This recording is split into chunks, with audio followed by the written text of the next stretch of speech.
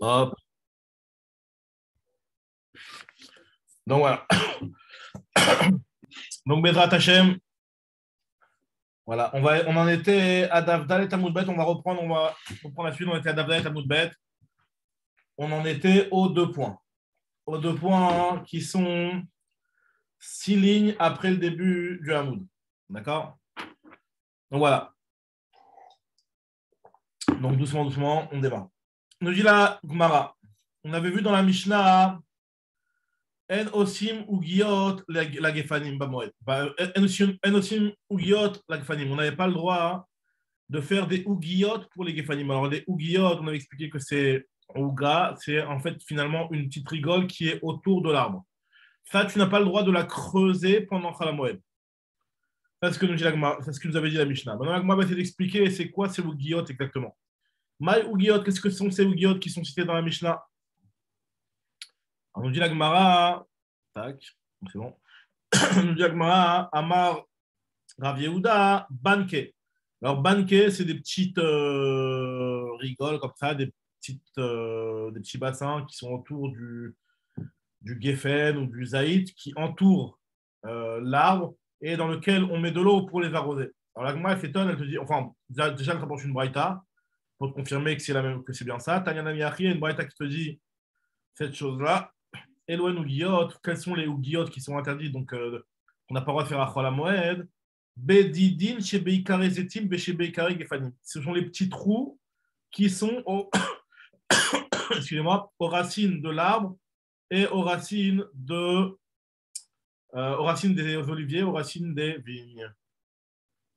Avec moi, elle a dit comment tu peux me dire qu'on n'a pas le droit de faire ça à la Moed Ini? Est-ce que c'est vraiment. Est-ce que vraiment les Ouguiot, ça correspond vraiment à ce que tu m'as dit? Parce que d'après ça, je ne comprends pas pourquoi Rav Yehuda il a autorisé de faire ce genre de choses.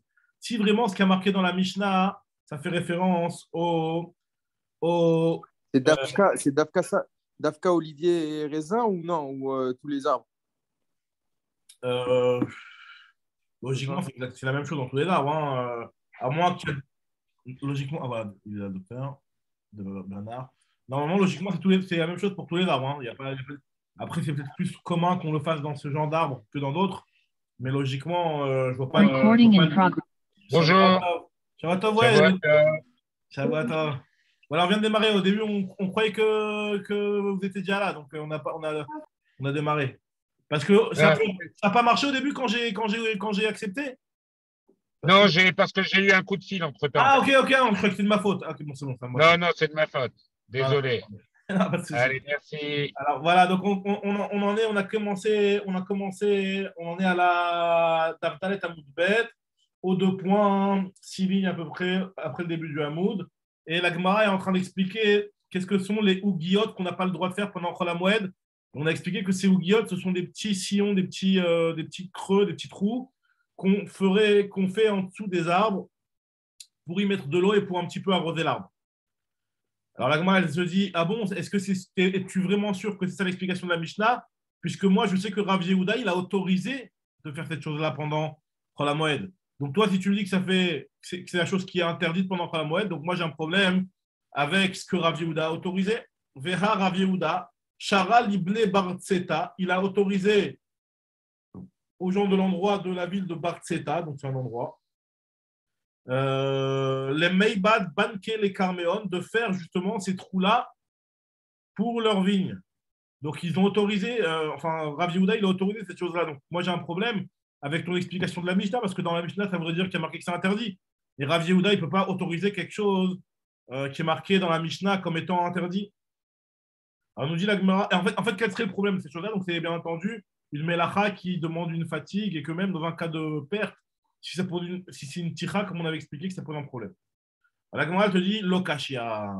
En tout cas, il n'y a pas de question. C'est-à-dire que je peux très bien expliquer la Mishnah que ce qu'on interdit, c'est effectivement ce petit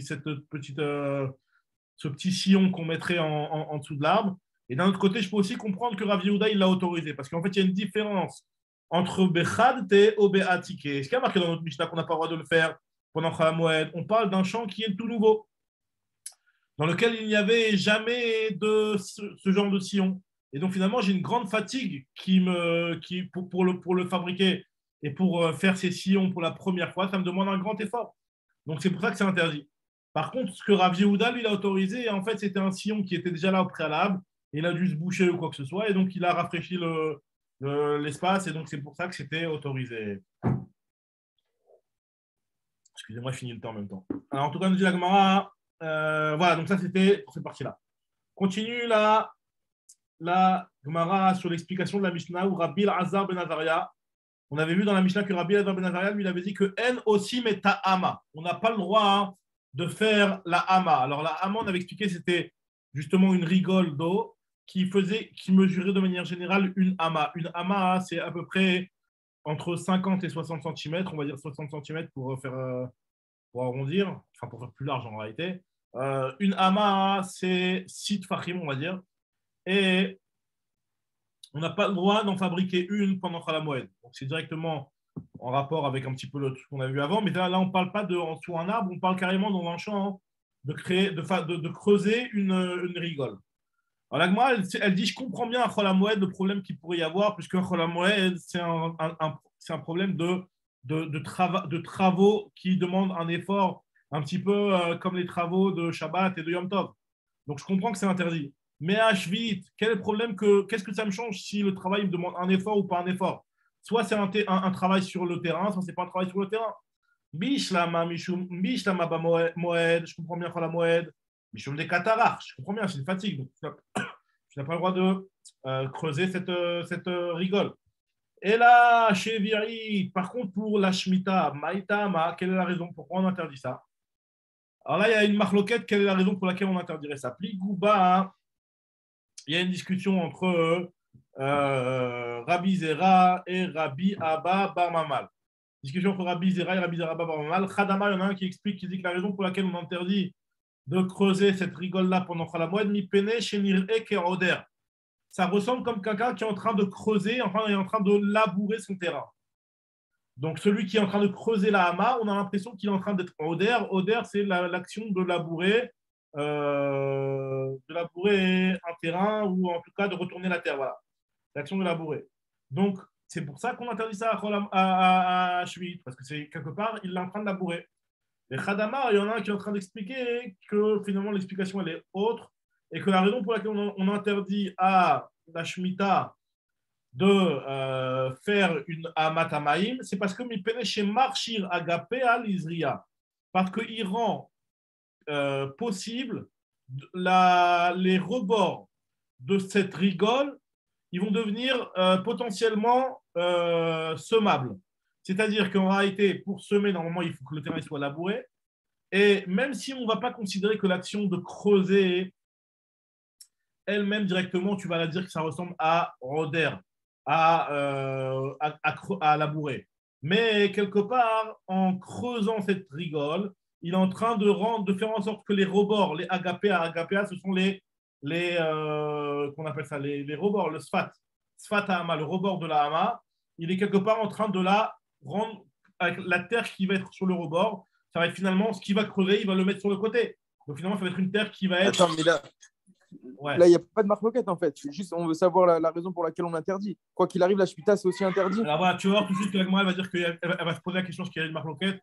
Est-ce que chacun est en désaccord avec la vie de l'autre ou alors finalement, un, il ne peut pas être en désaccord sur la vie de l'autre? L'Agma va tout de suite le dire. Ouais, mais il n'y a pas de. Là, pour l'instant, il n'y a pas de nafkamina. Si, alors justement, l'Agma va tout de suite te dire une nafkamina. Là, on est en train d'essayer de comprendre l'explication pourquoi c'est interdit dans la Shemitah, mais on va voir que ça fait une nafkamina, tu vas voir tout de suite. L'Agma, elle te dit parce que tu. Donc, là, je réexplique le deuxième, voilà.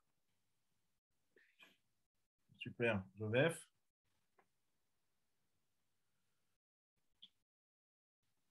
Salut, Shavuatov. Shavuatov, Joseph.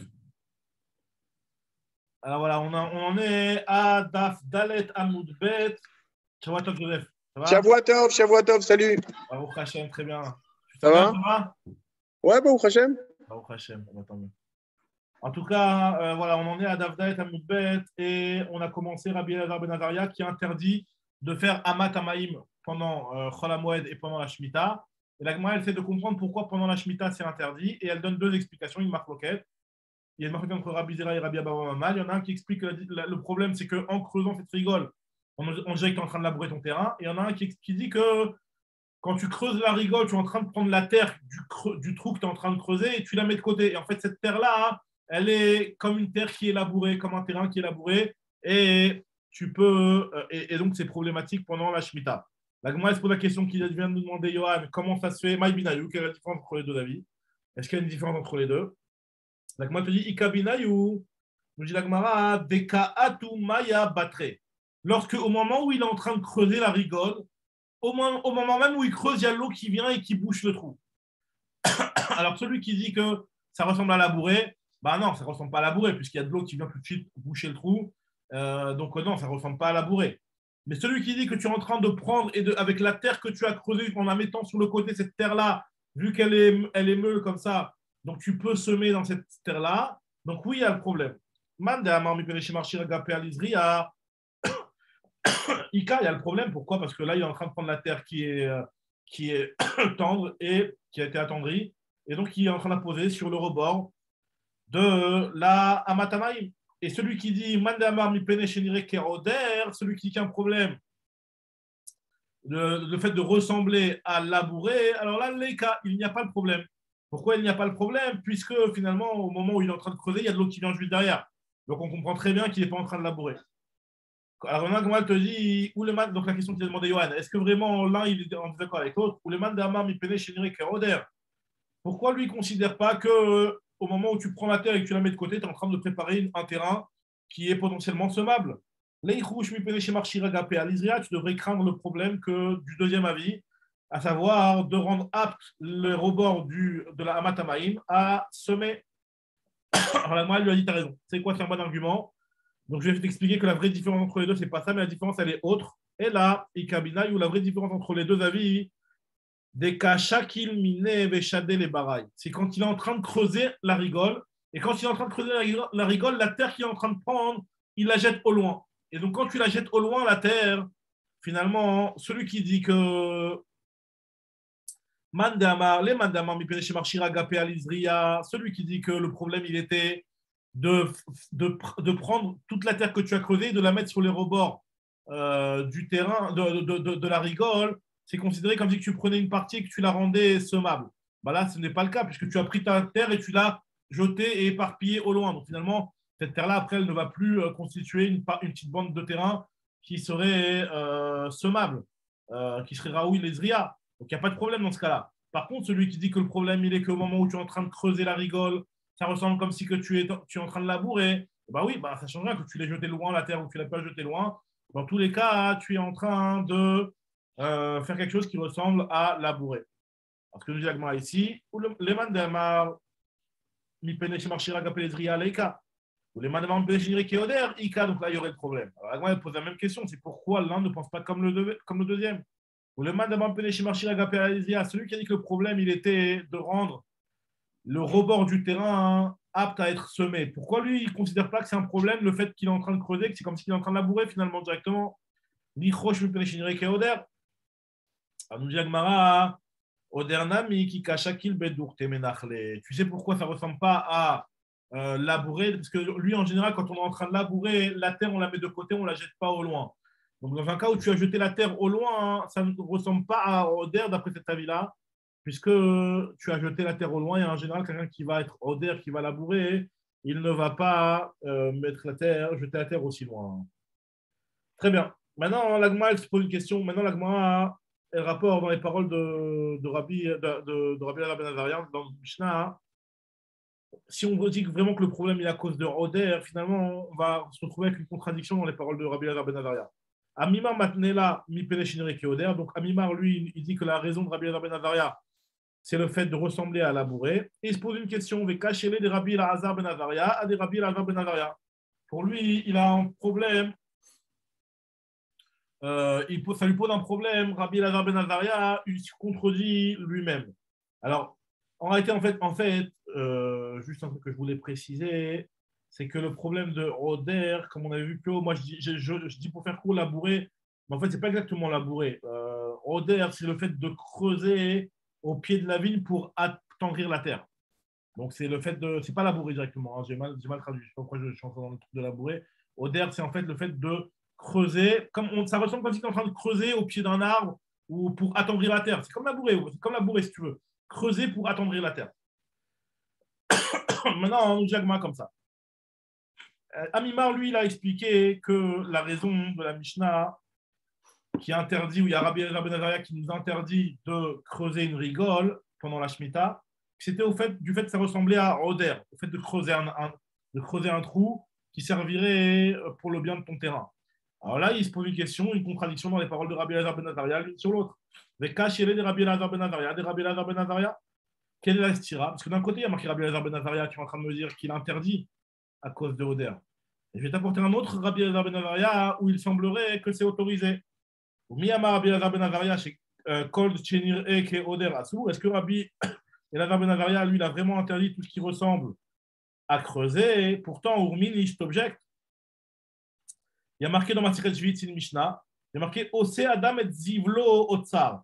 Un homme, il a le droit de prendre son engrais et de le mettre dans un terrain de côté, c'est-à-dire pour pour le garder, pour qu'on appelle ça, le stocker. Il peut stocker son engrais et le mettre dans un terrain. Maintenant, le problème, c'est qu'en stockant son engrais, il va le déposer sur un terrain. Donc, en le déposant sur un terrain, on a l'impression qu'il est en train de mettre de l'engrais sur sa terre. Alors qu'en réalité, lui, pas du tout. Lui, il est juste en train de mettre de l'engrais de côté et il le met dans le coin d'un terrain. Nous dit la Gemara, nous dit la Mishnah qu'on a le droit de hausser Adam et Zivlo Otsar, il n'y a pas de problème. On ne va pas dire que c'est comme s'il est en train de mettre de l'engrais sur son terrain. Parce que celui qui voit qu'il est en train de ramener des grosses quantités d'engrais, il comprend très bien qu'il n'est pas en train de mettre de l'engrais sur son terrain. Il comprend très bien que ce qu'il est en train de faire, c'est juste de stocker son engrais. Maintenant, Rabbi Meir lui dit que c'est interdit. Rabbi Meir resserre, mais il dit que pour la condition pour que ce soit autorisé, il faut que tu creuses un trou et que tu mettes ton engrais à l'intérieur pour qu'on comprenne très bien que ton engrais, tu ne l'as pas mis sur ton terrain. Rabbi Meir resserre, tant qu'il n'a pas approfondi 3 tfachim et qu'il n'a pas mis l'engrais là-bas. Et en faisant ça, effectivement, c'est mouchar, ça prouve que lui, il n'est pas intéressé à mettre de l'engrais sur son terrain. Ou alors, autre façon, ou alors, il rehausse le terrain de 3 tfachim. Très bien. Maintenant, nous dit la Mishnah continue, nous dit Ayalo davar muat. Si jamais il avait déjà un petit peu d'engrais qui était déjà là, et il veut en mettre par-dessus, donc là, c'est autorisé. Mosif alav ve'oler. Il pourra en rajouter pendant la Shemitah. Et pas besoin de creuser 3 tfachim ou de rehausser 3 tfachim. Pourquoi? Parce que le fait qu'il y avait déjà de l'engrais par-dessus, on comprend tous que l'engrais que tu mets, tu n'es pas en train de le mettre pour mettre de l'engrais sur ton terrain. Et là vient le Rabbi Elazar ben Azaria en question. Rabbi Elazar ben Azaria, au cerf, lui, il interdit même de rajouter de l'engrais. Pourquoi? Parce que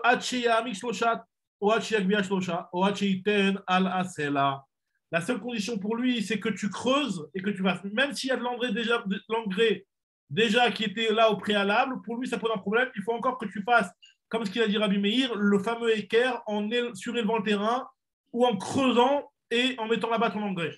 Donc, ou alors en le mettant sur un rocher, quelque chose qui n'est pas un terrain. L'Agma, je pose la question, elle dit, tu vois bien que Rabbi Elazar ben Azaria, il autorise de creuser, puisque te dit que la façon de mettre de l'engrais, de stocker ton engrais, c'est que tu creuses un trou et que tu mets ton engrais dans ce trou-là. Donc, tu vois bien qu'il a autorisé à creuser. Donc, comment toi, tu peux me dire que tout ce qui ressemble à Oder, qui ressemble à le fait d'attendrir la terre en la creusant, ça pose un problème d'après Rabbi Elazar ben Azaria? Et c'est pour cette raison qu'il a interdit de faire la Amatamaim. Pourtant, on voit clairement dans cette Mishnah de Masechet Shevi'it, on voit clairement qu'il autorise de creuser, enfin, il te dit que le seul moyen de mettre de l'engrais, c'est de creuser un trou dans lequel tu vas mettre ton engrais. Pour creuser un trou, tu vas venir équerre Oder. Donc, ça pose un problème d'après Rabbi Elazar ben Azaria. L'Agma te dit, tu as raison, mais en fait, quand il a dit tu creuses un trou, en fait, c'est un trou déjà creusé au préalable de la Shemitah. C'est ce que nous dit l'Agma. Enfin, l'Agma nous donne plusieurs réponses. Elle nous dit Rabbi Zera de Rabbi Abba Mamal. Aussi 2 réponses. Radama, il y en a un qui te dit Kegon chez Ehemik. Il y en a un qui te dit que c'était déjà creusé au préalable avant la Shemitah. Donc, c'est pour ça que finalement, effectivement, pendant la Shemitah, tu n'as pas eu le droit et tu ne peux pas creuser un trou parce que c'est Niré qui est Oder et ça, Rabbi Elazar ben Azaria, il interdit. Et Khadamar, il y en a un autre qui te dit que Zvilo Mochiach Alav, le Zével que tu vas transporter et que tu es en train de mettre à l'intérieur, il prouve que tu n'es pas en train d'être oder. C'est comme on avait dit plus haut, on avait dit que lorsqu'il y avait de l'eau qui rentrait dans la rigole, ben on voit très bien que tu n'es pas en train de creuser pour attendrir le terrain pour pouvoir le labourer et le semer, puisqu'on voit qu'il y a de l'eau qui rentre dedans. Donc pareil, quand toi tu viens et tu mets directement juste après du zével, donc là, dans un cas pareil, c'est autorisé parce que le zével, l'engrais, il prouve que ce que tu as creusé, c'était seulement dans le but de mettre de l'engrais et pas pour travailler ton terrain. Très bien. Ça, c'est ce que nous dit l'Agma. Maintenant, on continue avec l'explication de la Mishnah. On a dit dans la Mishnah, Metaknim et amekul kelet bamoed. On a le droit de réparer une amatamaïm qui était abîmée pendant Chol HaMoed. Donc, on avait dit encore une fois. Donc, je récapitule ce qu'on a vu jusqu'à maintenant. Jusqu'à maintenant, on a vu que Rabbi Elazar ben Azariah nous a dit qu'on n'a pas le droit. Rabbi Elazar ben Azariah nous dit qu'on n'a pas le droit de creuser une rigole pendant Chol HaMoed. Et sur ça, on a donné deux explications. Une des explications, c'était parce que ça ressemble à quelqu'un qui creuse pour travailler sa terre. Et autre explication, première explication, c'était parce qu'il y en a, ça ressemble à creuser pour arranger la terre, pour travailler son terrain. Et deuxième explication, parce que tu es en train de préparer le rebord de ta rigole et elle va être semable. D'accord. Maintenant, on est en train de dire de la suite de la Mishnah, on en est aux 2 points maintenant, où on est en train de dire que Metaknim et Amekul Kelet Bamoed, on a le droit de réparer une Amatamaïm qui s'est abîmée pendant Chol HaMoed, tu as le droit de l'abîmer. Tu as le droit de la réparer. Donc, comment elle s'est abîmée exactement? Elle nous explique la Gemara. Maïm et Kul Kelet, ça veut dire quoi? Une Amatamaïm qui est abîmée que tu as le droit de remettre en état. Alors, nous dit la Gemara, Marabia, si jamais la profondeur de la hama, on avait dit comment c'est une hama. Attends, tu m'entends ou pas? Bien sûr, je t'entends, ouais. Ouais, tu as précisé pendant Chol HaMoed, et si elle s'est abîmée avant Chol HaMoed et je l'ai laissée et qu'il va avoir un effet sur Chol HaMoed, je ne peux pas faire? La vérité, ça rentre dans un autre problème. Est-ce que quelqu'un qui est. C'est le problème de ce qu'on appelle Mechaven Melartol Bamoed. Quelqu'un qui va. Comme couper les cheveux, quoi. Ça, on verra dans le 3e Pérec par rapport au coiffeur, etc., qu'on interdit de se couper les cheveux pendant Chol HaMoed pour ne pas que le type il laisse toutes les choses. Enfin, il laisse les cheveux longs pour se les couper pendant la fête, etc.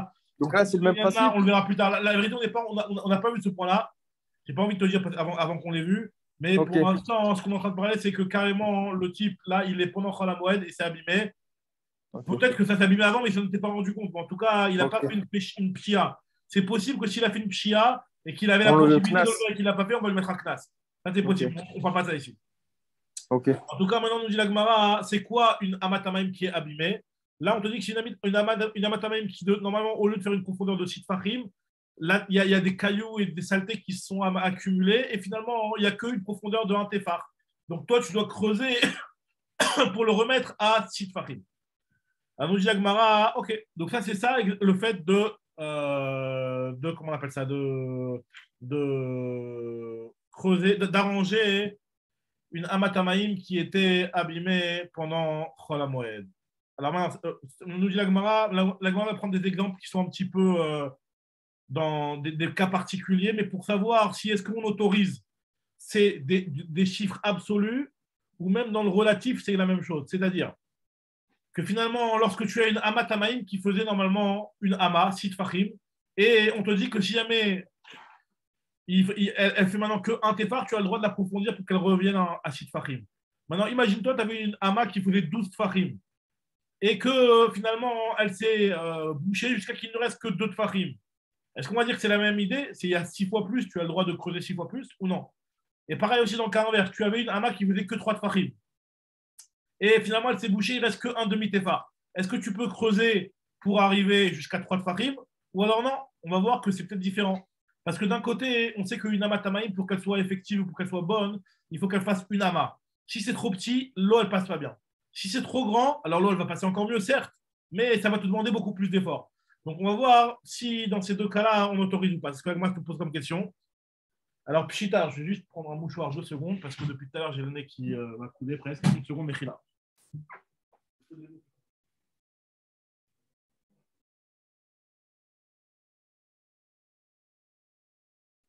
Mechila, voilà, je suis là. Hop là. Donc, voilà.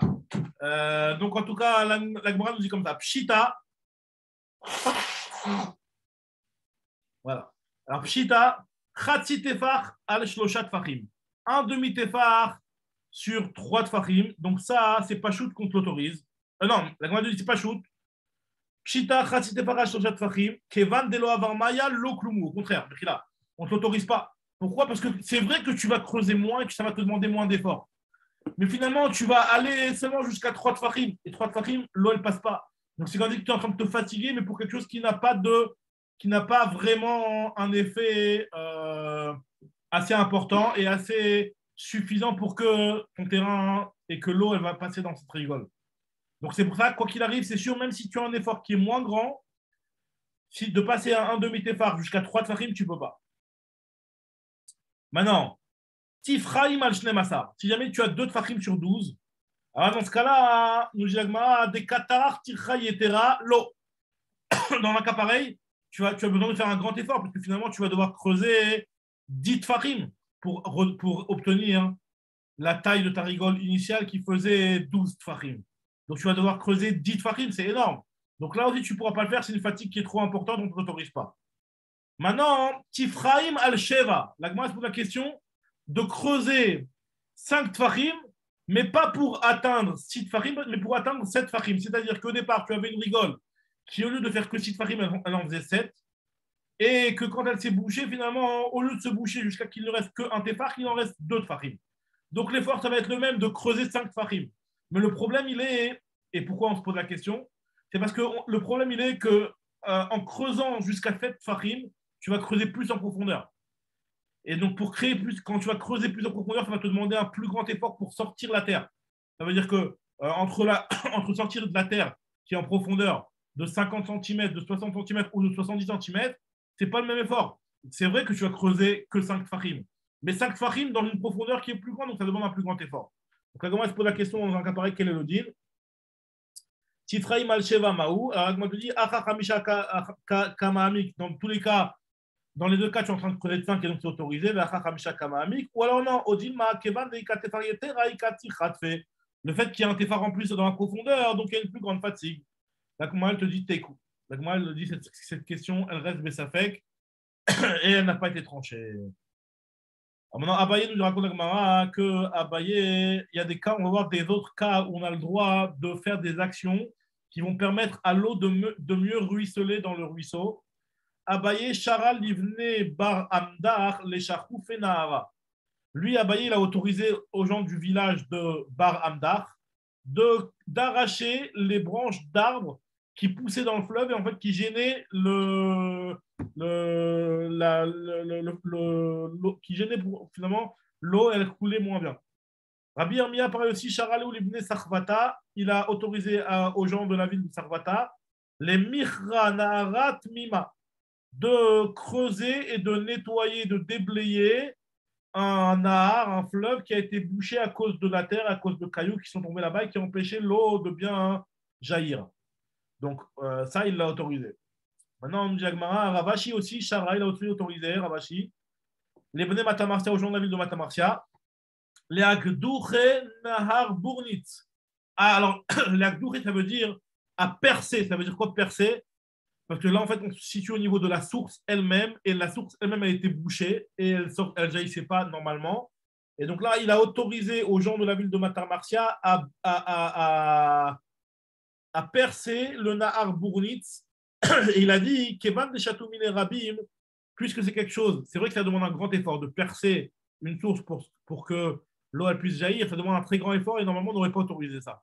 On n'aurait pas autorisé ça si c'était pour un yachid. Mais le problème et la raison pour laquelle on autorise ça, il a dit Ravashi, c'est parce que tout le monde va boire de cette eau-là. Moi, en ouvrant le barrage de ce fleuve-là, finalement, l'eau, elle va servir à tout le monde et finalement, c'est pour le besoin du Rabim, c'est pour ça qu'on autorise. Amar, Kevan, des Chatoumine Rabim, Ke Rabim, Dame, c'est comme si c'était pour le soir du Rabim, et c'est Moutar, et Tnan, Osim, Kol Sorke Rabim, on avait dit dans notre Mishnah qu'on a le droit de faire tous les Tsorke Rabim. Très bien. Maintenant, on avait dit dans la Mishnah, Metaknim et qu'il coulait Amaïm chez Birshut Arabim, on a le droit de réparer les qu'il donc, pas de limite en fait. Ouais. Il n'y a pas de limite en fait. Il n'y a pas de limite sur le Sorke Rabim. Sorke Rabim, même si c'est une tira, tu autorises. Exactement, c'est ce qu'on avait dit. C'est important de préciser ça, que dans le Sorke Rabim, c'est beaucoup plus large que pour le Yachid. Le Yachid, on avait dit que s'il y avait une tircha, ce n'était pas autorisé. Pour le Tzorkei Rabim, même s'il y a une tircha, on autorise. Puis au final, pour la Hama, c'est juste, il y a 3 tfachim pas relatifs, c'est ça? Non, c'est 6. De 1 à 6. Le seul qu'on autorise battoir, c'est de 1 à 6. Ouais. Après, de 2 à 5, de 2 à 7, on pose la question. Ouais. Mais de 1 à 3 et de 2 à 10, c'est sûr qu'on interdit. Et de 2 à 12, je veux dire, c'est sûr qu'on interdit.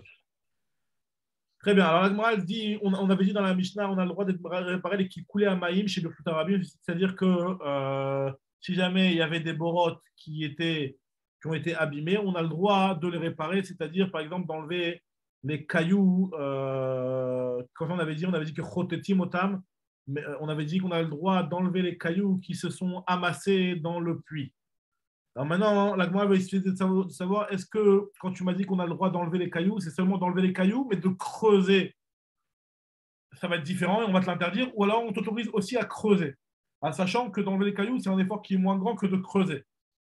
Khatita in, khafira lo. Khafira, c'est trop fatigant, donc ça, on n'autorise pas à Chol HaMoed. Alors, nous dit la Gemara, Amar Yaakov, Amar Yochanan, lo shanu, et là, chez En Rabim, Tsechim Lahem. Alors voilà, là, on va un petit peu rentrer dans la même question qu'on a parlé juste avant. Est-ce que vraiment pour le Rabim, on a le droit d'autoriser les gamrés, même s'il y a une très grande tircha, comme celle de creuser le puits? Alors lui te dit que ce qu'on est en train de te dire, que ce qui est autorisé, c'est juste d'enlever les cailloux, mais pas de creuser, c'est seulement quand c'est quelque chose qui n'est pas utile pour le Rabim. C'est quelque chose qui est pour un Yachid. Par contre, si c'est quelque chose qui est utile pour le Rabim, on autorisera aussi à creuser, puisque pour le Rabim, on a le droit aussi d'avoir une tircha. Nous dit Lochanou et la Keshe en Rabim Tzrimaem, mais Rabim Tzrimaem, a filou Khafira Moutar, même de creuser, c'est autorisé. Alors là, moi, je pose la question, Vechi Rabim Tzrimaem, Micharé, est-ce que c'est vraiment vrai? Est-ce que tu es en train de me dire que lorsque le Rabim il a besoin, on a le droit de se fatiguer et de creuser aussi? Je vais t'apporter une braïta et tu expliques-la moi, parce que apparemment, j'ai l'impression qu'elle est en train de dire cette braïta-là, que de creuser pour du Rabim, c'est interdit. Puisqu'il y a marqué dans la braïta la chose suivante, Tania. Chotetin, alors chotetin, ça veut dire enlever les cailloux, ça veut pas dire creuser, ça veut dire enlever les cailloux. Chotetin, borod, chichin, meharot, shel yachid. On a le droit d'enlever les cailloux qui sont amassés sur les puits, sur les grottes du yachid. Pendant Chol HaMoed, tu as le droit d'enlever les cailloux. Mais en tarich lomar chez le Rabim. Pour cette raison, c'est quelque chose qui est pour le besoin du Rabim, que tu auras le droit d'enlever les cailloux. Par contre, on dit en chofrin borod, chichin, meharot, shel Rabim. Tu n'auras pas le droit de creuser. Donc de creuser, c'est-à-dire que si ça c'est tellement. Enfin, finalement, il y a eu du sable ou de la terre qui s'est mis et finalement, il faut les recreuser les trous. Là, tu ne pourras pas le faire, même pour du Rabim et à plus forte raison pour du Yachid. En chofrin borod, chichin, meharot, shel Rabim, ve en tarich lomar. Beshel Yachid. Donc tu vois qu'il y a marqué clairement que tu ne peux pas le faire même pour le Rabim. Alors l'Agma dit attends, il faut expliquer de quoi on parle là-bas. Est-ce qu'on parle que c'était pour le besoin du Rabim? Est-ce que c'est un bord qui appartient au Rabim, mais peut-être que le Rabim n'en a pas besoin? Là on va voir, est-ce que ça appartient au Rabim et le Rabim en a besoin ou le Rabim n'en a pas besoin? Parce que l'Agma se pose comme question. Maïlav, n'est-ce pas qu'on est en train de parler ici, Beshel Rabim, Tzrichim Lahem, que c'est quelque chose qui est nécessaire pour le Rabim? L'Agma dit non, pas du tout. Lo.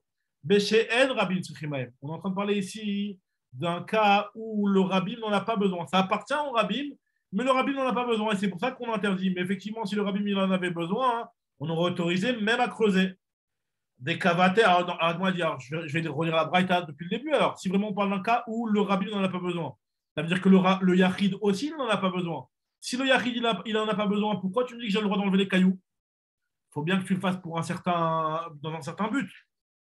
Si le Yachid en avait besoin, donc tu peux comprendre, le Yachid en a besoin, tu enlèves les cailloux.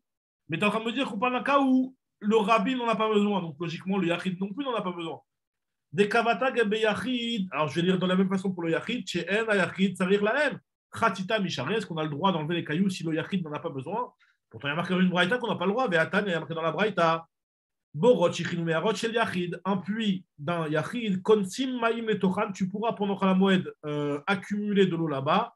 C'est-à-dire que si jamais le charitz, la fente qui dirigeait l'eau vers ce puits-là, elle s'est bouchée, tu auras le droit de l'arranger puisqu'il n'y a pas une tellement grande fatigue à arranger ce problème-là. Mais par contre, de faire une khatita, d'enlever les cailloux, ça pose qui se sont accumulés dans le fond du puits, ça pose un problème. C'est-à-dire la petite rigole qui emmène l'eau vers le puits, tu as le droit de la déblayer vite fait pour que l'eau continue à rentrer dans le puits. Par contre, si le puits s'est accumulé, il y a des cailloux qui sont ramassés, etc., et le puits s'est un petit peu bouché, tu ne pourras pas enlever. Alors, même pas creuser, mais même d'enlever les pierres, tu ne pourras pas. Pourquoi tu ne peux pas enlever les pierres? Parce qu'on parle d'un cas où le yachid n'en a pas besoin. Alors, c'est ce qu'on dit ici. Mechila, j'ai perdu juste la ligne.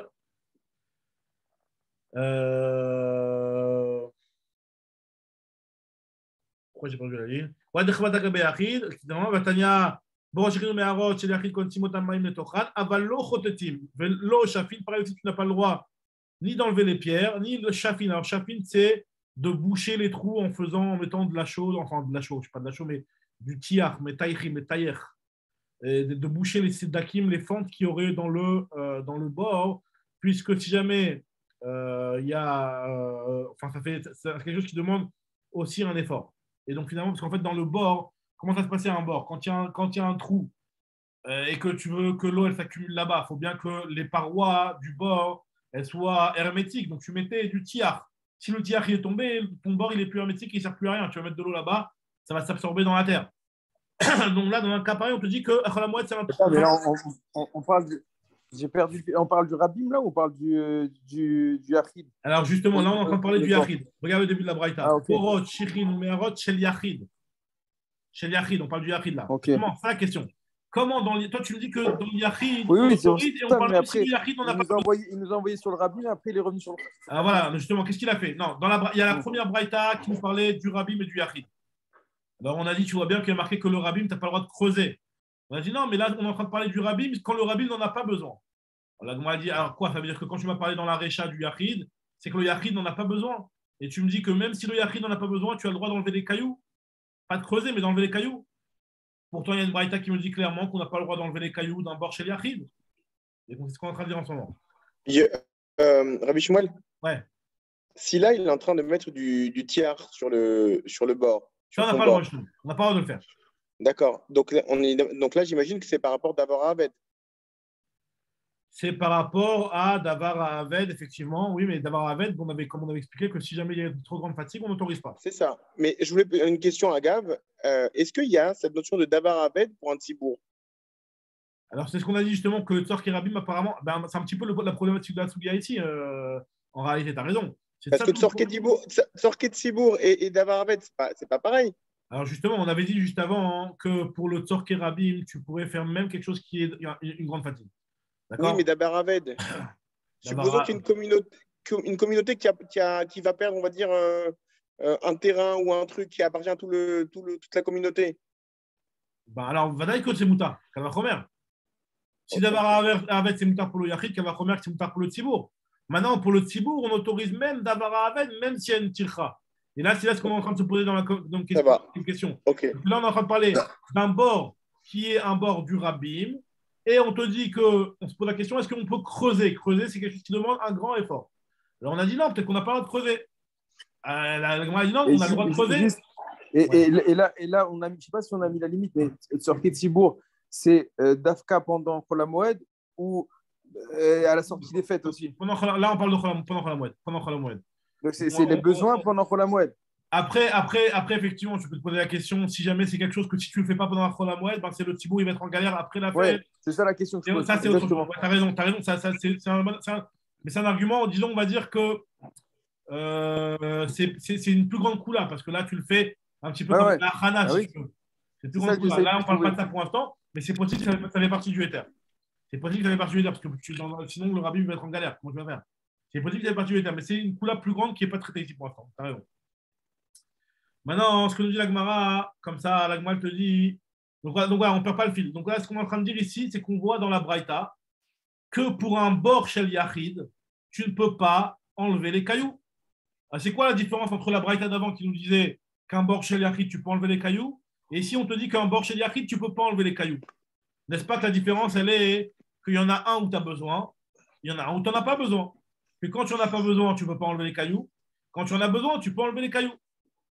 Donc, finalement, on est bien obligé d'expliquer que la première braïta qui nous autorisait à enlever les cailloux dans un bord de Yachid, des trototines, elle parlait d'un cas où le Yachid en a besoin. Donc, si le Yachid en a besoin, on parle d'un cas aussi où le Rabim, quand on parle dans la suite de la braïta du Rabim, le Rabim aussi en a besoin. Et malgré tout, on interdit de creuser. Donc tu vois bien que de creuser pour le rabim, c'est interdit, même si le rabim il en a besoin. C'est ce que nous dit l'agma ici. Chez le rabim, chotetim otam. Et par contre, quand c'est un bord qui est pour le rabim, on peut enlever les cailloux. Veshafim et sitkem, et on peut arranger et enduire les fentes pour ne pas que l'eau elle s'évacue là-bas. En tout cas, on voit dans la braïta clairement que pour le rabim, on autorise khatita, on autorise à enlever les cailloux. Et pour comprendre la différence avec la braïta d'avant, forcément, on doit expliquer que dans cette braïta-là, on parle qu'il n'y a pas de besoin. Il n'y a pas de besoin du yachid. C'est pour ça qu'on interdit d'enlever les cailloux. Et la première braïta qui nous disait qu'on avait le droit d'enlever les cailloux pour un bord chez le yachid, c'est parce qu'on parlait d'un bord qui était nécessaire pour le yachid. Et là-bas, il nous dit Agmara, alors qu'est-ce que tu veux expliquer? Alors, je vais suivre ta logique, nous dit Agmara, je vais suivre ta logique. Qu'est-ce que tu es en train de me dire? Beyachid, sarich lahem. Ici, on parle d'un cas où le yachid en a besoin. Alors, pareil pour le rabim en a besoin. Des kavata gabe rabim. Rabim srichim lahem. Alors, tu me dis que khafira, c'est interdit. Khafira, mais assir, est-ce qu'on peut interdire la khafira pour le besoin du rabim? Il y a une braïta qui nous dit clairement Borot, shichid, meharot, shel yachid. Quand c'est un bord d'un yachid, on peut mettre de l'eau à l'intérieur, on peut réouvrir la rigole qui entraînait l'eau dans le bord. Chototinotam, on peut aussi enlever les cailloux qui ont bouché le bord. Avalo, shafin et tzidken, mais on n'a pas le droit d'arranger et d'enduire les fentes avec de l'enduit. Velo chototim letochan, velo sadin otan besid. On n'a pas le droit non plus d'enlever les cailloux qui sont dans ces fentes-là et ni de mettre de l'enduit. Donc, travailler les fentes, ça, c'est quelque chose qui demande un trop grand effort, ça, on ne le fait pas. Et chez le rabim, chofrim otam, on a le droit de creuser. Donc, tu vois clairement qu'il y a marqué qu'on a le droit de creuser pour le rabim. Chofrim otam, vesadim otam besid, on peut aussi les enduire. Donc, mes fourrages dans la braïta, qu'on a le droit d'enduire un bord et on a le droit plutôt de creuser un bord. C'est ça qui nous intéresse ici. Un bord chez le rabim. Donc, nous dit la Gemara. Alors, il y a une contradiction entre les deux braïtot. Il y a une première braïta où on nous dit qu'on a le droit d'enlever les cailloux, on n'a pas le droit de creuser pour le rabim. Il y a une deuxième braïta qui me dit qu'on a le droit de creuser pour le rabim. Il y a une contradiction, il faut trouver une solution à ça. Et la kashia harkamaita. Alors, la Gemara dit non, taris achi, on va la répondre comme ça. Qu'en fait, finalement, alors regardez comment on va lire la première braïta. C'est la première braïta qui nous posait problème. Et là, on va expliquer finalement que de creuser pour le rabim, on a le droit. Finalement, la Gemara va arriver à la conclusion, et vous allez le comprendre tout de suite, que pour le rabim, tu as le droit de creuser si le rabim il en a besoin. Si le rabim il n'en a pas besoin, tu n'auras pas le droit de creuser. Et pour le yachid, tu as le droit d'enlever les pierres si le yachid il en a besoin. Si le yachid il n'en a pas besoin, tu n'as pas le droit d'enlever les pierres. Et pour le yachid, tu n'as pas le droit de creuser. Alors regardez comment la Gemara va le dire. Tarit Achi explique la braïta de la façon suivante, la première braïta. Chotetin borot shel yachid. Alors au début, on parlait du bord d'un yachid, le puits d'un yachid d'un particulier. Tu as le droit de chotetin. Chotetin, ça veut dire enlever les cailloux. Alors, on parle bien entendu d'un cas où le yachid, il a besoin de ce bord. Mais chez yachid, sarich lahem. Ve'en sarich lomar, mais chez le rabbi, et à plus forte raison, et on n'a pas besoin de te dire, parce que la braïta, elle a continué, elle nous a dit, à plus forte raison pour le rabbi, parce que pour le rabbi, c'est moutar, même si lui, bien entendu, on parle que chez rabbi, tsrichim lahem. Parce que le rabbi, s'il en a besoin, hein, même khafira, c'est autorisé. D'afilou khafira, moutar. Donc, quand on te dit, dans la braïta, quand on te dit, en sarich lomar chez le rabbi, le marché le rabbi, parce que lui, le rabbi, non seulement on aura le droit d'enlever les cailloux, mais même de creuser. C'est ça la première partie de la braïta. Deuxième partie de la braïta qui te dit que pour le rabbi, tu n'as pas le droit de creuser, donc tu as le droit que d'enlever les cailloux. C'est dans un cas où tu n'as pas besoin, le rabbi n'en a pas besoin. Donc, ce que nous dit l'agma ici, Mechila, chez le rabbi, quand on te dit que tu n'as pas le droit de creuser les borotes du rabbin, mais chez un rabbin, on parle que le rabbin n'en a pas besoin. Mais ça arrive au marché yachid, et à plus forte raison que quand le yachid non plus n'en a pas besoin, voilà que tu n'auras pas le droit non seulement de creuser, mais même d'enlever les cailloux. Des qui ya en yachid sarich lahem, parce qu'un yachid, lorsqu'il n'en a pas besoin, afilu khatita nami asu. Même la khatita, c'est interdit. Donc, pour récapituler ce que nous a dit la Gemara ici, c'est que pour le rabbin, lorsque le rabbin il en a besoin, tu as tout le droit de faire khatita et khafira. Lorsque le rabbin n'en a pas besoin, tu as le droit de faire que khatita et pas khafira. Pour le Yachid, quand il n'en a pas besoin, tu n'as rien le droit de faire, ni Khatita, ni Khafira. Et quand il en a besoin, tu as le droit de faire que Khatita et pas Khafira. Ravashi nous dit qu'il y a une braïta qui ces paroles-là sont déductibles aussi de la Mishnah. Amar Ravashi, Madinami Daika, des katané, comme on avait dit dans notre Mishnah, qu'on a le droit de faire tout ce qui est pour le rabbin. Donc on voit que quand c'est pour le besoin du rabbin, on a le droit de tout faire. Des katané, aussi, kol tzorki rabbin. Kol, ça vient inclure quoi? Kol la touye maï. Lave les atouye khafira, n'est-ce pas que ça vient inclure aussi le fait de creuser? La droite dit non, peut-être pas. L'eau, la touye hadetania, peut-être que ça vient inclure un autre enseignement, le cas qui est rapporté dans une autre braïta, que yotzim les kavetz et adrachim, on a le droit de sortir pour aller enlever les kotsim, c'est-à-dire les ronces, les épines qui se trouvent dans les chemins, tu as le droit de les déblayer, tu as le droit de faire travailler les éboueurs ou ceux qui nettoient les routes pour le rabbin, ou les taken talchovot de réparer les rues, les places publiques, les places du marché, Velamoud et Tamikvot, on a le droit aussi de sortir pour mesurer les mikvot, voir s'il leur manque pas un petit peu d'eau, etc. Vechol mikvé shenbo arbaim sea, et tout mikvé qui ne contient plus arbaim sea parce qu'il a perdu la quantité minimum pour le mikvé qui est 40 ca, et ben tu devras meraglim maim les tocho arbaim sea, tu feras en sorte de les meraglim, ça veut dire de faire amshacha, tu tireras vers là-bas de l'eau pour qu'il y en ait 40 ca. Donc il y a des moyens de le faire même s'il n'y a pas de pluie. Il y a des moyens de tirer et de remplir un bord par la méthode de Hamshacha. Donc c'est différents types de méthodes pour pouvoir remplir un mikvé. et donc voilà, peut-être qu'en fait finalement ce qu'elle nous a dit la Mishnah, quand elle veut nous dire que tu as le droit de faire tous les tzorki rabim, c'est pour inclure ce genre de choses-là, mais de creuser peut-être que non. Qui te dit? Et nous dit la Gemara, Uminaim sheim yatshim lo yatsu beasu kol elu, d'où sait-on que si le rabbin n'a pas pris la responsabilité de faire ce genre de réparation et qu'il y a quelqu'un qui s'est blessé en chemin à cause d'une route qui n'était peut-être pas en état ou à cause d'épines ou de trucs comme ça, d'où sait-on que le sang il va être réclamé aux gens de la ville? D'où on sait Malé Ale Makatouf Keilou Shafroum, c'est comme si qu'ils avaient Minaïn chez Imno Yatsu Veasu Kol Elu chez Kol Dabim chez Nishpechutsa Sham, tout le sang qui sera versé là-bas, Keilou Malé Ale Makatouf Keilou Shafroum, c'est comme si qu'ils l'avaient eux-mêmes versé ce sang-là. Talmud Lomar Veaya Alecha Adamim. Il y a marqué si jamais tu n'as pas fait ce qu'il faut, et ben, le sang te sera reproché. En fait, c'est une référence à ce genre de démarche que le Tzibour doit prendre la responsabilité de prendre des mesures pour que les terrains ils soient en bon état. On nous dit la Gemara, donc peut-être que c'est ça que la Mishnah a voulu dire quand elle nous a dit qu'on fera tous les besoins du rabbin. La Gemara nous dit non, pas du tout. Abédia, Katanela, ces choses-là, ils sont marqués explicitement. Les taknim, et tadrachim, et tarichovot, et tamikvot, qu'on a le droit de sortir pour réparer les chemins, les rues et les mikvot. Donc ça c'est déjà inclus, c'est déjà écrit explicitement. Donc quand tu as marqué le mot kol, c'est forcément pour inclure aussi la khafira. Alors c'est aussi kol tzorki rabim la touye. Maïle la touye khafira. N'est-ce pas que c'est pour inclure la khafira? Donc c'est ce que veut nous apprendre la braïta. Très bien, Shmamina, donc c'est ce qu'on apprend de la. Très bien, maintenant on continue la Gemara sur la dernière partie de la Mishnah où il y a marqué Metsainim et Takvarot. Il y a marqué qu'on a le droit, on doit pendant Chol HaMoed, on a le droit pendant Chol HaMoed, Metsainim, ça veut dire de colorier, de peindre les endroits où il y a un kever, où il y a un cercueil. Alors maintenant, la Gemara, elle te dit comme ça.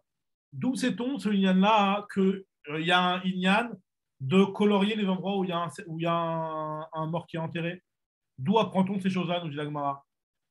Amar Rabbi Shimon ben Pazi, Remez Vetziun Gvarot Minatora Minaïn. Nous sait-on que, donne-moi un remez dans la Torah, où on voit qu'on a le droit, et qu'on doit plutôt, annoncer les Gvarot. Et là, j'aurais pas pu le rentrer dans les Tzorki Rabim, ça? Pourquoi j'ai besoin de quelque chose d'Afka pour ça?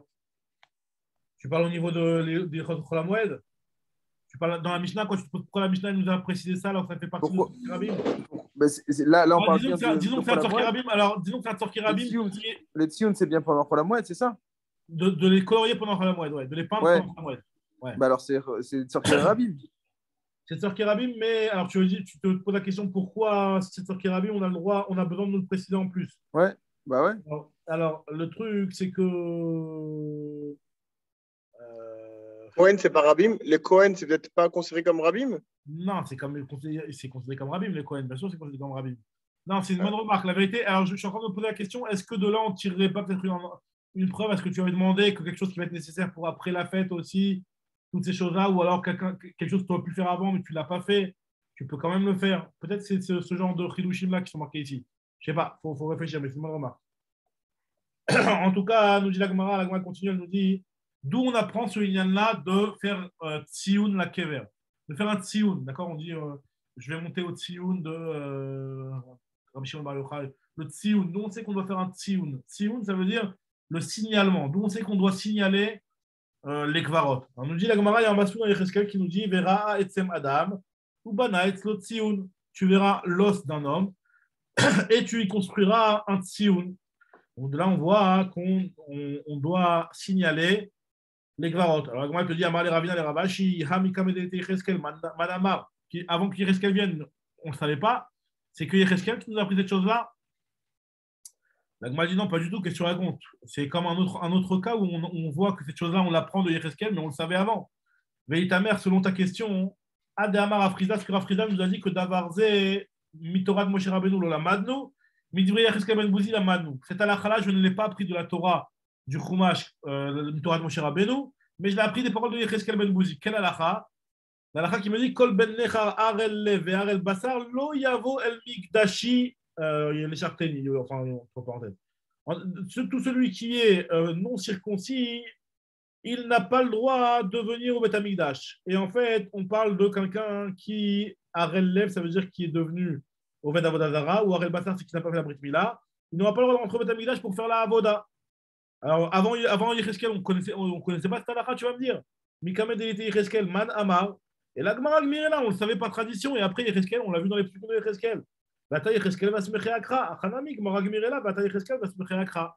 Pareil aussi, cette histoire-là du Tsioun, on le savait depuis avant, mais c'est Yecheskel, c'est lui le premier qui l'a mis dans les psukim. On le savait par tradition, par Torah orale. Continue la Gemara, elle nous rapporte d'autres psukim duquel on peut apprendre ce Inyan-là de faire un Tsioun. Rabbi Abba ou Amar, mais après on apprend du passage dans Parashat Shmini où il y a marqué, dans Parashat Tazria peut-être, il y a marqué Tame Tame Ikra, il y a marqué que le Metzora, lui, il devra s'annoncer, dire je suis tamé, je suis tamé. Et Tum'a Koralo Veomer etlo proche, la Tum'a, elle t'appelle et elle te dit éloigne-toi, éloigne-toi. Donc, qu'est-ce qu'on voit de là? On voit qu'il y a un Inyan d'annoncer la couleur pour dire qu'on est tamé. Donc, pareil, donc de signaler les Bekvarot. Vechen Amar Rabbi Uziel, Barberet de Rabbi Uziel Rabba. Donc, Rabbi Uziel, le petit-fils de Rabbi Uziel le grand, l'ancien. Lui, il nous dit aussi Tum'a Koralo Veomeret lo Pirosh. La Tum'a, elle appelle et elle s'annonce pour te dire de te séparer de la personne qui est tamée. La Gemara pose une question, elle te dit mais non, ce pasuk-là, je l'utilise pour autre chose. Pour ça, il est venu ce pasuk-là pour me dire qu'on doit signaler les Tum'ot. Pas du tout. Aomi Baye il y a une braïta qui me dit que ce pasuk-là, je l'utilise pour complètement autre chose. Pour nous dire quoi? Pour nous dire que Vetame Tame Ikra, Tsarich Lodiat, Vetame Tame Ikra, il y a marqué dans le pasuk que le Tame, il doit s'annoncer. Ça veut dire quoi? Tsarich Lodiat, Tsarol Arabim. Il doit annoncer au Rabbim qu'il est dans un tsar pour que les gens y prient pour lui. Les Rabbim mevakshim alav rachamim, et pour que les gens, le Rabbim, prient pour lui. Il y en a qui expliquent qu'il y a marqué dans le Zohar Kadosh que quelqu'un qui est Metzora, cette fille-là n'est pas mitkabelet. Donc cette fille-là, elle n'est pas exaucée. C'est pour ça qu'il a besoin de montrer à l'extérieur pour que les gens, ce soit eux qui prient pour lui, pour prier pour sa guérison. Bien entendu, il va faire teshuva sans avoir fait teshuva. Sa tsarat ne va pas s'enlever. Mais même après avoir fait teshuva, il doit quand même prier pour ça. Et lui, vu que cette fille-là, elle ne s'exauce pas puisqu'il est Metzora, donc il a besoin que les gens prient pour lui. Comme ça, il y en a qui expliquent à Piazoar. Mais bon, même sans ça, de toute façon, on a toujours besoin de la prière du Rabbim. En tout cas, nous dit la Gemara que c'est ce qu'on apprend de ce pasuk-là. On n'apprend pas du tout le fait de signaler les Tum'ot. Le fait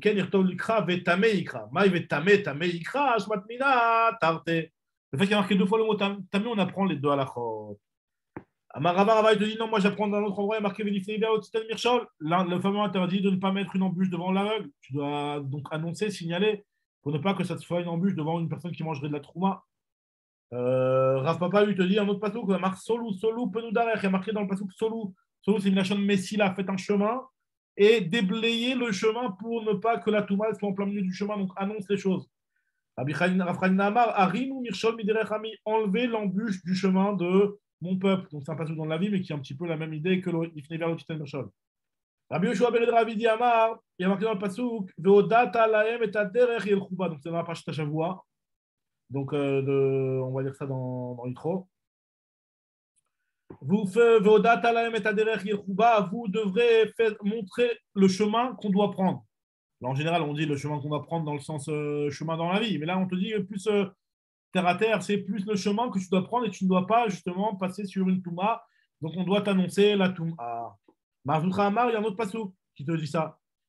Il y a marqué Veizartem et Bnei Israël mitumatam. Tu préviendras les Bnei Israël de leur touma. Donc, tu devras annoncer la touma. Ravashi Amar, un autre passou. Il y a marqué Ushmartem et Mishmarti. Vous devrez mettre des gardes. Asu Mishmeret le Mishmarti. Vous devrez faire des Mishmarot, des gardes pour ne pas que Mishmeret Materouma elle se soit impurifiée. Donc, signaler les Tumot pour ne pas qu'on tombe dans une Touma. Ravina Amar, il y a marqué un autre passage qui est dans Télim, il y a marqué, alors regardez, la Gemara va faire des belles rachats sur ce passage-là. Vesam derer arenu beyesha elokim. Alors, Sam derer, celui qui met son chemin, alors, celui qui fait un siman sur son chemin, dans quel chemin il va aller, il va le signaler dans le roi de la Touma, alors lui, il méritera de voir la délivrance divine. Alors, la Gemara fait une autre dracha sur ce passage-là, qui est une dracha magnifique. Amar Rabbi Yoshua ben Levi. Kol Hasham Orchotav Zoche Veroe Veshuato Shel HaKadosh Baruch Hu. Tout celui qui évalue, alors Sham, ça veut dire évalue, estimer, qui va mesurer, c'est-à-dire qu'en fait, il ne va pas aller dans la vie les yeux bandés comme si que tout coule douce et puis en fait, finalement, j'ai rien à calculer. Tout celui qui, lorsqu'il se comporte dans la vie, il fait des calculs et il ne fait pas les choses comme si c'était Mouvan Me'elav. Il est Sham Or Chotav. Il va estimer son chemin. Le chemin qu'il va prendre, ça va être un chemin qui est réfléchi. Alors lui, il va mériter de voir la délivrance d'Akadosh Baruch Hu. Roé, Zoché, Veroé, Be'yeshuato shel HaKadosh Baruch Hu. Chez Néma, comme c'est marqué dans le passage qu'on vient de lire, Vesam Derer, Altikre Vesam, et là, Vesham Derer. Celui qui va avec un shin, pas avec un sin, mais avec un shin, celui qui va estimer, enfin qui va mesurer son chemin, lui, Enu Be'yesha Elokim, il verra la délivrance divine. Alors, nous raconte la Gemara une histoire. Rabbi Enai, lui, il y avait un élève qui n'arrêtait pas de lui poser des questions. Tout le temps pendant le shiur, il lui posait des questions, des tonnes de questions, et des fois, il réussissait à le bloquer. Avele Aout Almida, il y avait un élève, des Kol Yoma avec Makshele. Tous les jours, il lui posait des questions, mais par contre, Beshabbat des Rigla, quand c'était le Shabbat du Régel où tout le monde venait écouter la dracha de Rabbi Enai, là, il ne posait pas de questions, il ne voulait pas le mettre mal à l'aise si jamais il n'arrivait pas à trouver une réponse. Donc là, c'est un exemple de Sham Derer. Il a réfléchi dans son derrière, il n'a pas été comme d'habitude à poser des questions. Il a vu que là, ce n'était pas approprié de poser des questions et peut-être de mettre mal à l'aise le Rav devant tout le monde. Donc là, il a Beshabta derigla lo ave makshele et donc il lui a dit que voilà, carré allé, donc j'ai tourné la page, carré allé, Sham derer arenu beyesha elokim, celui qui va mesurer son chemin, je lui montrerai la délivrance d'Hachem. Alors maintenant, la Gemara, là, elle va rentrer dans un petit lien de Touma, donc on va essayer de commencer un petit peu ce lien-là. Tanoura Banan, regardez ce que nous dit la Gemara. Donc toujours en rapport avec les liens de Touma qui sont annoncés par un Tsioun. Sur quel type de Touma on doit mettre un signalement et sur quel type on ne doit pas mettre de signalement. En metzainim lo al kazaït minamet. Si jamais il n'y a qu'un kazaït, on n'a pas besoin de le signaler. Alors, la Gemara va tout de suite expliquer que kazaït, ça rentamé aussi normalement. BOL. BOL à mettre, ça rentamé un kazaït, bassar. La Gemara va expliquer qu'on parle d'un cas particulier, on va le voir juste après. En metzainim lo al kazaït minamet. On n'a pas besoin de faire un tsioun parce qu'en réalité, le tsioun, c'est quoi? C'est pour que les gens ils passent pas par-dessus. Et donc, c'est seulement quelque chose qui rend tamé BOL, quelque chose qui ne rend pas tamé BOL, on n'a pas besoin de le signaler, puisque même si tu passes par-dessus, il n'y a pas de problème. Maintenant, nous dit la Gemara, on n'a pas besoin de signaler ni un kazaït. Quand il n'y a qu'un kazaït, on ne le signale pas. Velo al etzem kaseora. Si c'est un os qui fait une taille de kaseora, on ne le signale pas. Velo al davar sheeno metame BOL, non plus pour toute chose qui n'est pas metame BOL, on n'a pas besoin de le signaler. Aval metzainim à la shidra, par contre, on devra faire un signalement pour la shidra vers la goulgolette. C'est-à-dire, en fait, la shidra et la goulgolette, ce sont des membres d'un mort qui, eux, sont métamés BOL, même si, en fait, finalement, il n'y a qu'un seul os. Mais al-rov binyan parle aussi sur le rov de la constitution du corps et du squelette, même s'il ne contient pas la majorité des membres, ou alors al-rov binyan, la majorité des membres du squelette, même s'il ne contient pas le rov. Il peut avoir en réalité, la Mishnah dans Maseret Ohalot, elle explique qu'il peut avoir, en fait, finalement, il y a des parties qui contiennent beaucoup d'os, il y a beaucoup de membres en une petite partie du corps. Par exemple, dans la main, il y a beaucoup de membres, il y a les phalanges, il y a des trucs, donc c'est une petite partie du corps, mais il y a beaucoup d'os et beaucoup de évarim, enfin beaucoup de parties qui sont parmi toute la liste de tous les os qui sont cités dans Maseret Ohalot.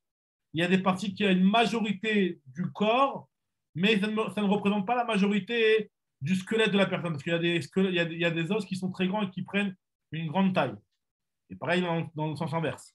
Donc en tout cas, Rov Minyan ou Rov Binyan, là, nous dit la Mishnah qu'on doit être médecin, parce que dès qu'il y a le Rov Minyan ou Rov Binyan, la majorité de la constitution du squelette ou la majorité des os du squelette, c'est Métamé Beoel. Ve'el Metzainim, nous dit la Mishnah, la Braïta continue de nous dire Ve'el Metzainim à la Vadaot, lorsque c'est quelque chose qui est Vada, c'est-à-dire que tout le monde sait qu'il y a un mort à cet endroit-là, tu n'as pas besoin de mettre un signe. Par exemple, je ne sais pas moi, le kever de Rabbi Shimon Bar Yochai, en réalité, tu n'as pas besoin de colorier le kever, on sait très bien qu'il y a des niftarim là-bas. Aval Metzainim à la Sfekot, par contre, lorsque c'est du Safek, des endroits où il y a un doute s'il y a une Touma, et c'est un doute qui est tellement important, parce que c'est vrai que normalement, on sait que lorsqu'il y a un doute sur la Touma, Safek Touma, Birshut Arabim, c'est Tahor. Mais là, on parle d'un cas où c'est Safek Touma, Birshut Arabim, mais c'est Tamé, par exemple, dans un cas où c'est fort probable qu'il y a, on va entrer dans le détail exactement, toi, tu poses la question, il explique, quand c'est Shriar qu'il y a un mort là-bas. Alors, dans un cas pareil, on doit le signaler. Pourquoi? Ouais. Non, Michila, termine, Michila. Parce que justement, à partir du moment où c'est un Safek, on doit le signaler pour que les gens y fassent attention. Et là, vas-y. Non, termine. Alors, je finis juste la phrase. Ve'elouen asfekot. Voici les cas qui sont Safek. Par exemple, nous dit la Braïta, Srachot, Praot ou Betapras.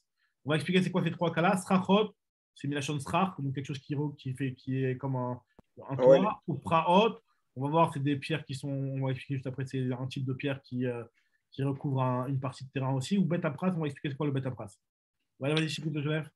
En fait, j'ai un doute. Normalement, quand il y a un tsioun, par exemple, tu prends même un rave ou ouais. Voilà, même pas un rave. Normalement, s'il y a un halal de plus d'un tefar, normalement, entre le niftar, etc. Ça bloque la Touma. Ça bloque la Touma. Donc pourquoi aujourd'hui, on dit qu'au final, la personne devient tamée? Parce que ce n'est pas systématique. Déjà, premièrement, le fait qu'il y a une pierre tombale, la pierre tombale elle-même, elle est déjà problématique. La pierre tombale elle-même. Même si tu as laissé un espace, la pierre tombale, le golel à Kever et le golel, il est en soi métamé Beoel. Et en plus, après, c'était pas systématiquement. Après, tu peux peut-être laisser un espace, mais après, je ne sais pas combien de temps ça peut rester. Et peut-être qu'il y a des doutes. Est-ce que l'espace de l'antéphare, il reste? Et on sait que si l'espace il est beau, il est rapetissé, ça fait du Touma et de ça, et la Touma elle traverse. Donc ça pose un problème. Donc c'est déjà d'une part. En général, il y a beaucoup plus. En général, il y a beaucoup plus qu'un téphar. Il peut y avoir beaucoup plus qu'un départ, mais après, par exemple, je sais pas, par exemple, on met des morceaux de dalle je sais pas, en ciment comme ça, et après, par-dessus, on met la terre. Imagine-toi, ça se casse, ben, ça y est, la terre, il y en a une qui se casse, ben, ça y est, la Touma, elle est découverte. Je pense que c'est ça, mais c'est vrai que tu as raison que si normalement il y a un espace, la Touma, elle est bloquée. Tu as raison. Mais là, on suppose que ça n'a pas été fait comme ça, ou qu'il y a un risque que la Touma Retsoussal soit venue. En tout cas, nous dit la Gemara, donc il y a trois cas ici qui sont problématiques, en fait, sur lesquels on doit faire un tsioun. Et voici les trois cas, Velouen, Asfekot, Srachot, ou Praot, ou Betapras. Maintenant, la Braïta l'explique, elle te dit, Ve'en mamidim tsioun bim comme Touma, tu ne mettras pas le tsioun exactement par-dessus la Touma. Chez l'eau, les afsid et tatarot, parce que imagine-toi, le type, il était en train de manger un sandwich de Trouma, et hop là, il a marché, il dit, ah mince, je viens de marcher sur un tsioun. Bah, ça y est, il a rendu tamé sa Trouma, il va la brûler. Tandis que si jamais tu mets le tsioun un petit peu avant la Touma, bah, il va se rendre compte tout de suite et il n'est pas arrivé jusqu'à la Touma. Par contre, il ne faut pas non plus le mettre trop loin, parce que sinon tu vas être mafsid Eretz Israël. Ve'el machrikin tsioun mimakom atuma, shelo le afsid Eretz Israël, pour ne pas qu'il y ait trop d'endroits. Finalement, il y aura un endroit qui ne sera pas praticable en Eretz Israël et donc tu vas pour rien en fait. Donc, il ne faut pas trop en rajouter des endroits comme ça. Alors voilà, donc maintenant, là, la Gemara va expliquer est-ce que Kazaït Minamet, c'est vraiment, d'après ce qu'on vient de dire, c'est pas Metame Beoel? Alors on sait très bien que c'est Metame Beoel. Kazaït Minamet et non Metame Beoel. Ve'at Nan, pourtant il y a une Mishnah, c'est une Mishnah, pas d'Ania, c'est pas une Braïta, c'est une Mishnah. Il y a marqué dans Masret Ohalot, le début du deuxième Pérec, Elou Metamim Beoel, voici les choses qui sont Metame Beoel. Kazaït Minamet, Kazaït Minamet, c'est Metame Beoel. Alors, Rav Papa, il répond, il te dit qu'en fait, si on parle de quoi? On parle de Hacha Be Kazaït Metsumtsa Maskinan. On parle d'un Kazaït pile. Et en fait, le truc, il est comme ça. C'est que c'est vrai que pour l'instant, il est Metame Beoel. C'est bien que quand tu vas l'enterrer, ce Kazaït, il va se décomposer. Et il va être moins que Kazaït. Donc, c'est pour ça que pas besoin de mettre un tsioun. Parce que dans quelques jours, alors il n'y a pas marqué exactement combien de temps ça prend, ça va se décomposer. Donc, si tu vas mettre un tsioun maintenant, les gens ils vont se préserver de cet endroit-là, alors qu'en finalement, dans 2-3 jours, il n'y aura plus un Kazaït, il n'y aura plus besoin de faire attention. Donc, on parle de Kazaït Metsumtsa Askinan. Des sauf Mirsar Khasser, il va être manquant. C'est ça qu'on te dit. Moutaf, chez Isrefou, Alav, Terouma, avec Kochim, les Ficha. Il vaut mieux que pendant un laps de temps, les gens ils se plantent et ils marchent dessus, même quitte à brûler la Trouma pendant quelques jours, mais ne pas bloquer ce terrain-là, vélo, véal, Isrefou, Alav, Léolam.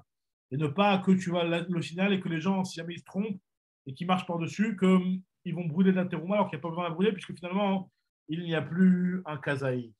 Alors voilà, regardez, on va s'arrêter là. C'est un nouveau point.